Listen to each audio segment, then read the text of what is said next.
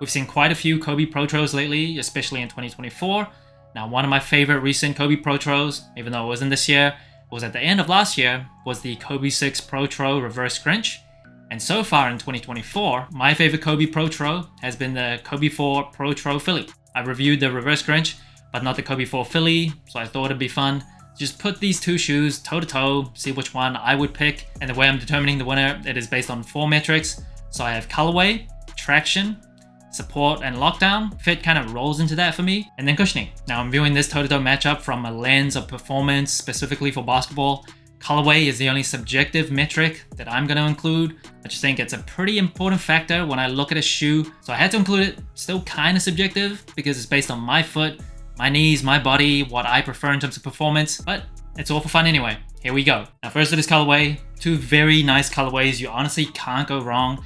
I think this one is definitely a lot more bolder. If you're like into loud types of shoes, really want to make a statement, this is definitely your cup of tea. But this Philly colorway with the red, white, and blue, I may be biased because I do live in the US, but you really cannot go wrong. I love the stars, I like the majority blue base, the hints of red, and the white swooshes, and I love the little details of the laces where it's got those red speckled patterns. This outsole is just so pretty with those 3 combinations of colors. Honestly, out of all the Kobes that I've protroed, this is probably my favorite, just in terms of the color. The Reverse Grinch colorway, it is nice too, but for my personality, just someone that's more probably subdued or subtle, that's not too loud in terms of what I wear, this is just a bit too out there for me, so I might be in the minority here, but definitely for me, honestly, it's not really even close in terms of colorway. It's definitely the Kobe 4 Protro Philly. Now next it is cushioning. Just as a reminder, the Kobe 6 Protro does come with a full-length Cushlon midsole. It does come with a Zoom Turbo unit in the forefoot. The original Kobe 6s did have a Phylon midsole with 2 Zoom Air units. Now if you didn't know, the Zoom Turbo unit are just more responsive. And it did debut on... it's one of the Kyrie shoes, I think it was the Kyrie 5s. So this shoe pretty significantly updated, especially with that Cushlon midsole. With the Kobe 4 Protros, in terms of the cushioning at least, not too much of an update. It's still got that Phylon midsole. It is a pretty soft kind of density in terms of the Phylon, but it only has 1 Zoom Air in the heel. Now if you were just to lay the tech specs side by side on paper, I think the Kobe 6 Protro is an easy winner. But as someone that grew up in an era where Phylon midsoles with Zoom Air units like the Hirashi 2K4s, those had the same tech specs, I'm pretty used to playing in that, so I did feel like in terms of cushioning, Kobe 4 Protro is pretty decent as well. Still relatively close to the ground, so you get that low profile court feel. But I gotta say, if I'm being objective, this Cushlon is just so nice. You immediately feel the difference. Just feel the cushioning under your feet. Just in terms of the absorption, the softness, you definitely feel the difference. So even though on any given day, I could go with any one of these in terms of cushioning, but as I do get older, I already have pretty bad knees. I do think I prefer this type of setup, not to mention the memory foam type insole that you get on this shoe. Cushioning, it's pretty easily the Kobe 6 Protro Reverse Grinch. Now next is probably the metric that I value the most when it comes to basketball performance shoes. I really value great traction.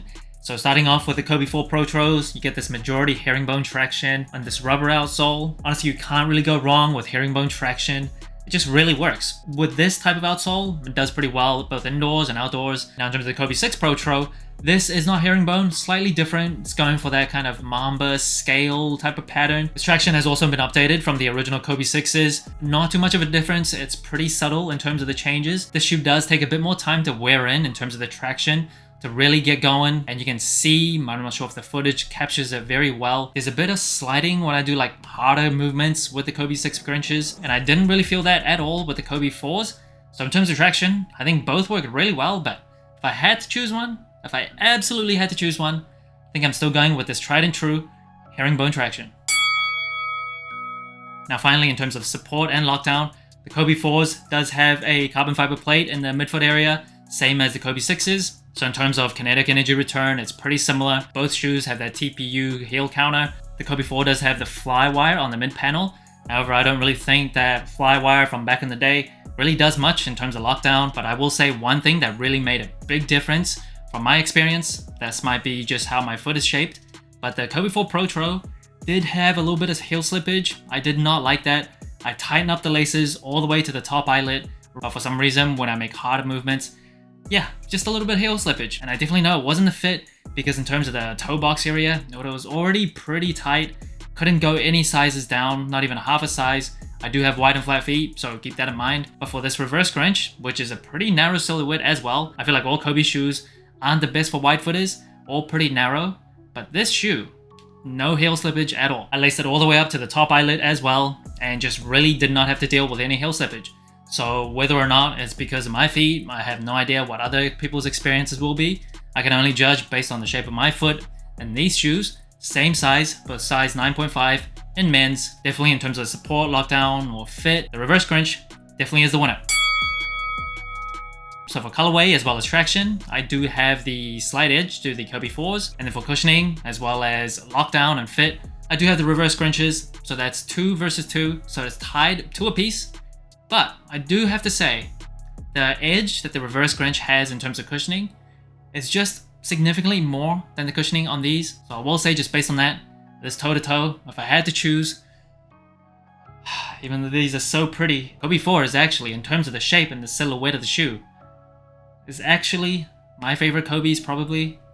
Maybe Kobe 1s, but I love how the Kobe 4 looks. But it's not a metric I'm considering. I feel like colorway is the only very subjective type of metric that I included. Didn't include the silhouette of the shoe.